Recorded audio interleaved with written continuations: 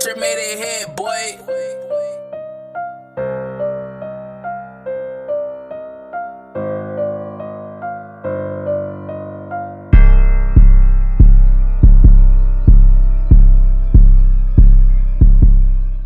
Derby was made to shit in his mouth and was immediately gagged. That is a direct quote.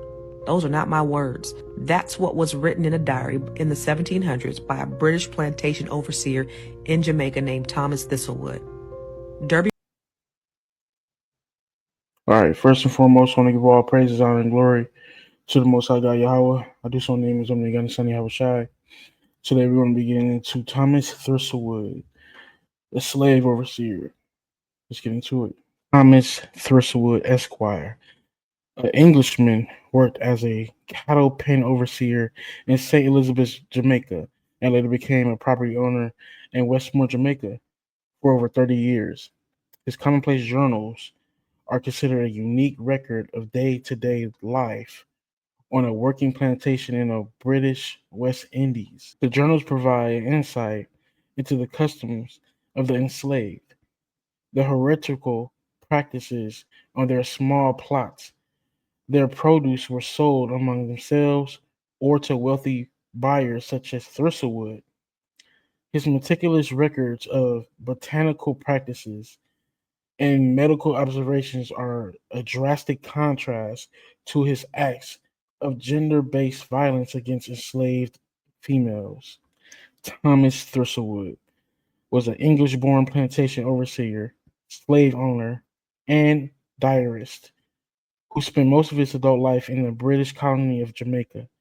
His extensive diaries provide one of the most detailed first hand records of plantation life and the brutal institution of slavery in the 18th century Caribbean. His diaries. Thistlewood kept extremely detailed daily journals from 1748 to 1786, about 14,000 pages in total. These diaries include weather observations, plantation management, entry notes on reading and intellectual interests, extensive and disturbing records of violence and control over enslaved people. These diaries are preserved in the Binneker Rare Book and Manuscript Library at Yale University and have become an essential historical source on plantation slavery society. This man had 14,000 pages of detailed beatings on our people. This man had 14,000 pages of torture that he inflicted on our people. 14,000 pages. I read thousands of Goosebumps books when I was young. It probably don't equal out to 14,000 pages in total. That is absolutely insane. But that goes to show you how much we've been through as a people. You know how sick you have to be to detail this kind of activity? That's nasty. That's insane, man. Brutality and crimes. Thistlewood's writings document patterns of severe violence and exploitation that, while part of the brutality system of slavery, were personally recorded in exceptional detail. Violence and punishment. He routinely administered harsh corporal punishments, flogging, chains, collars, for infractions like attempted escape or theft. Thistlewood invented and used forms of torture such as Derby's dose, a punishment involving forced engagement and excrement as a form of torture. Fuck, man. This man forced us to eat fecal matter. That's crazy. All because we wanted to get away. We wanted freedom. These are the things that he did. And all of this is just even more substantial proof that us, so-called blacks, Hispanics, and Native Americans, we are the people of the Bible. We are the Israelites. We are the Israelites that the Bible describes in Deuteronomy 28, verse 1 to 68, all dealing with the blessings and the curses of our people. And what will happen to us if we either listen or we disobeyed. And we disobeyed. And it literally says that he put us in chains. in collars of chains, right? We can see that throughout all of our history, us Black and Hispanic and Native American people. We see this sexual assault. The diary records thousands of sexual assaults against enslaved women, including documented rapes of many individuals over decades. He made note of the women he assaulted with a disturbing matter of fact tone that scholars interpret as emblematic of the power dynamics and sexual exploitation inherent to slavery. So this man was just running around, just raping all of our women, our children, mothers, nieces, aunts. This is what this sick bastard was doing, man. But again, all of this shows that it's just more evident that we are the people, we are the Israelites. This is Deuteronomy chapter 28, verse 68. And it says, "And Yahweh shall bring thee into Egypt again with ships, by the way whereof I spake unto thee. Thou shalt see it no more again, and there ye shall be sold unto your enemies for bondmen and bondwomen, and no man shall buy you." Right? So I want you to keep in mind, man, we are in the spiritual Egypt.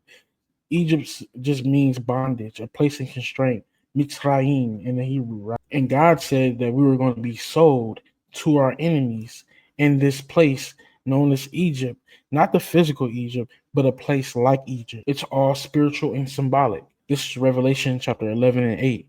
"And their dead bodies shall lie in the street of the great city, which spiritually is called Sodom and Egypt, where also our Lord was crucified." So here in Egypt, that's where our dead bodies lay. Thousands upon thousands, millions upon millions of our bodies, blood, sweat, tears are here ingrained and woven into the American society which we built. In 1751, Thristlewood started working as an overseer on a sugar plantation called Egypt. You see that? You see how the Most High just left us signs and wonders for us to bethink ourselves in the land of our captivity on who we really are. Literally, the Most High put it on the spirit of these wicked ass Edomites to put us on a slave plantation called Egypt. It just said prior that we were going to go into slavery. We were going to go into Egypt. Within days, he started to grape the enslaved women on the plantation. According to his diary, over the course of his life, he committed thousands of acts of grape with 138 enslaved women. He systematically raped enslaved girls and women. So not only that, he's a PDF file. This sick bastard. Death, death and destruction. Death and destruction to him. And when he comes back when the Most High allows him to come back on this earth, death and destruction to him. He systematically raped enslaved girls and women. Those that ran away were whipped and put in chains, collars, or placed in field gangs. He sometimes raped more than one woman in a night, after which he would give them some coins for their troubles. So he and this is so crazy. Like our women today, they just don't understand the systematic trauma that comes from that. This man had forcibly laid with them and gave them money for their troubles. And this is why a lot of our women don't give a damn who they lay with. They rather have they care more so about the money, what the man can provide for them instead of the love and tender care that they should seek after. This is Deuteronomy chapter 28 and 30. "Thou shalt betroth a wife, and another man shall lie with her. Thou shalt build an house, and thou shalt not dwell therein. Thou shalt dwell in a vineyard, and thou shalt not gather the grapes thereof." So as you can see, the Most High said one of the curses which was going to befall our people was our women being given to other men to sleep with forcibly.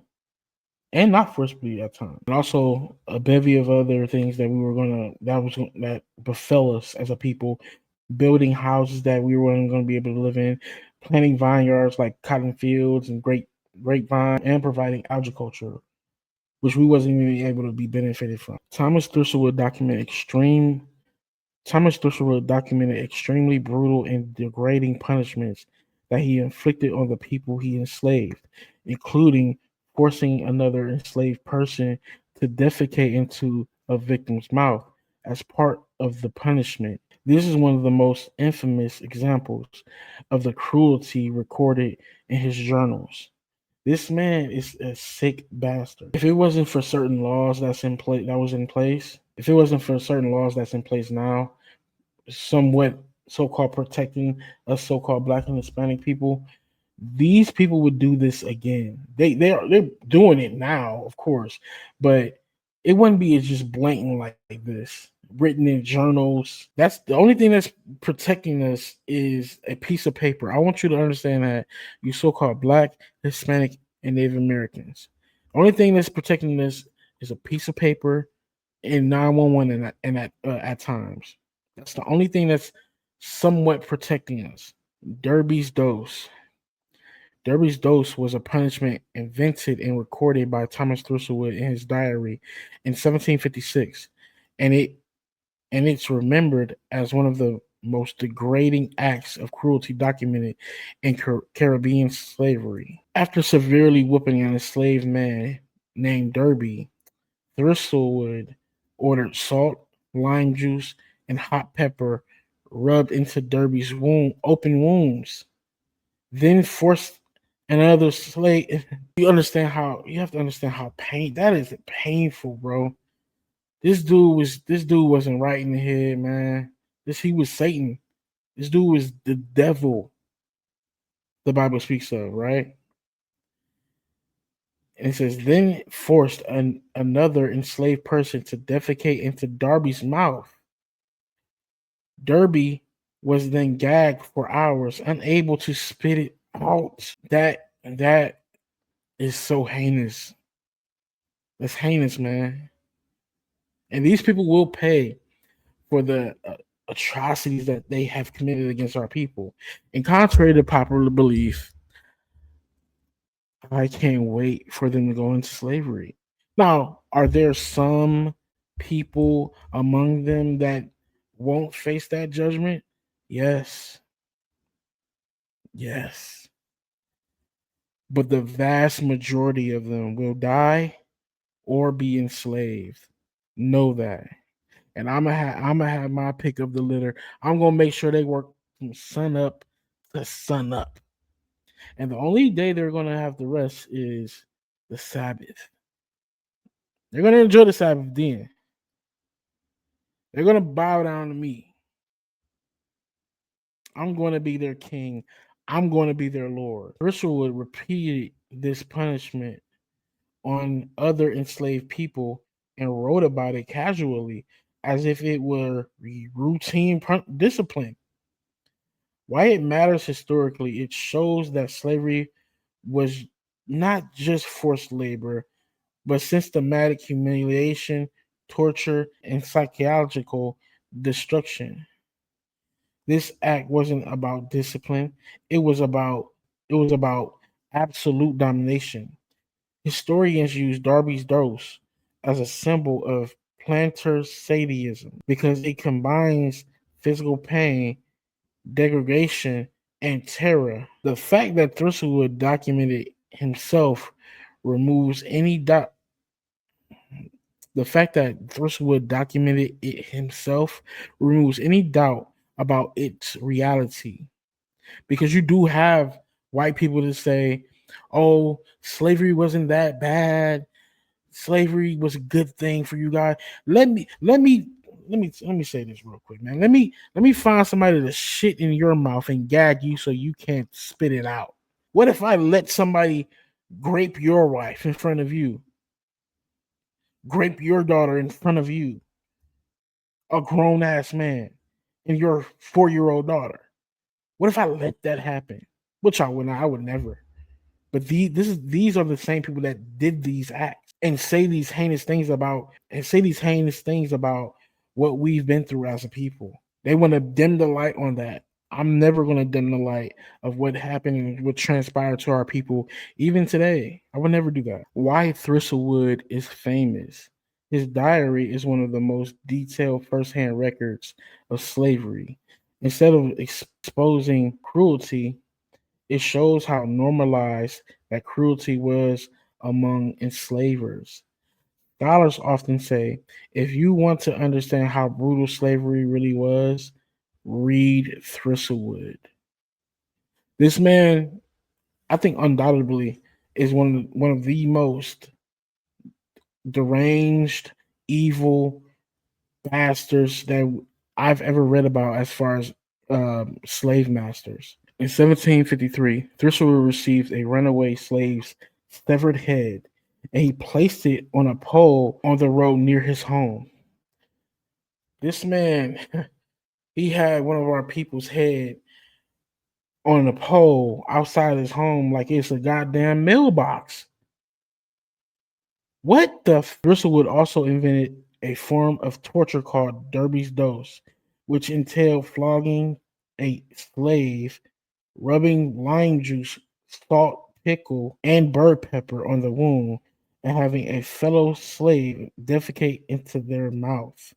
In 1767, Thistlewood purchased a 170-acre plantation called Breednut Island. He had 215 enslaved people rearing livestock and growing provisions. All of his slaves were branded with his initials on their right shoulder. And yes, that means that a man's child, our women and children were branded, man, treated like livestock. Slave plantation owners didn't even do that to their dogs, bro. They treated their dogs better than us. At Breena Island, Thistlewood made attempts to match his male and female slave. He continued to grape the women.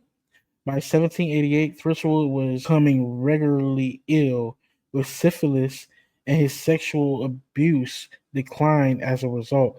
All praises to the Most High for giving him a sexually transmitted damn disease. All praises to the Most High.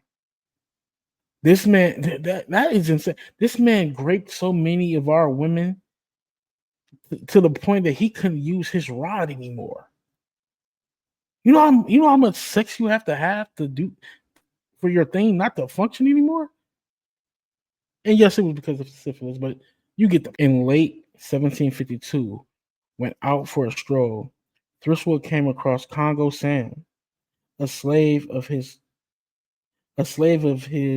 who had run away a month before and tried to recapture him.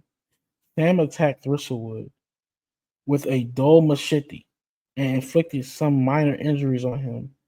For another slave, London, came to Thistlewood's assistance and they captured Sam. Damn coon, man. And that's a coon. That's a coon. The man helped his enemy capture his brother. What kind of nigga is you? Two other slaves, Abigail and Bella, refused to help and supported Sam's attempt to gain freedom. Shout out to them sisters, man. Shout out to them. Them sisters had more balls than you. Whoever the London. In the trial that followed, Abigail and Bella were given 100 lashes each. That's insane, man. That's messed up. But because London refused to testify against Sam, he was acquitted. Slaves on many Jamaican plantations were not properly fed and often resorted to stealing cane. In 1755 through 56, a slave named Scotland was caught stealing corn and plantains at Egypt. The watchman shot him and chopped him to death. That's insane. But remember, man, this is the spiritual region. And remember, our bodies will be laying in the street of a place called spiritually Egypt. While overseers of Egypt, Thistlewood began to inquire slaves, who he then rented them out to earn an additional income. All the enslaved people were branded with TT on their right shoulders. Son, Bristol, was 7. Thistlewood had him branded. When Mary was recaptured after running away, Thistlewood had flogged and branded on her left cheek and put her on a steel collar with a few links of chain to it. And you can see the description, man. Like, these are the things that they did to us, and it's biblical. By 1762, he owned 12 slaves. By 1767, he owned 28. Deuteronomy chapter 28, verse 48.